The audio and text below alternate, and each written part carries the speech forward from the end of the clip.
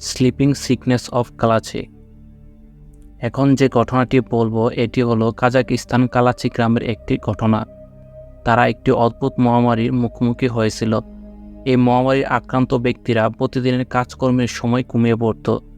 ঘুমের কারণে তারা কোনো কাজকর্ম করতে পারত না। এমনকি রাস্তায় হাঁটার সময়ও মানুষ ঘুমের কারণে এলোমেলোভাবে রাস্তায় পড়ে থাকত। এর কারণে তারা বিভিন্ন রোগে আক্রান্ত হতো, যেমন স্মৃতিশক্তি হ্রাস, ক্লান্তি এবং হ্যালুসিনেশন।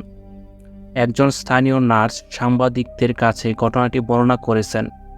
আপনি তাদের ঘুম থেকে জাগিয়েছেন, তারা আপনার সাথে কথা বলতে পারে, আপনাকে উত্তর দিতে পারে, কিন্তু যত তাড়াতাড়ি আপনি কথা বলা বন্ধ করে দিবেন এবং তাদের জিজ্ঞাসা করেন যে তাদের কী বিরক্ত করে, তারা শুধু একটি কথাই বলবে, আমরা কেবল ঘুমাতে চাই, ঘুমাতে চাই এবং ঘুমাতে চাই।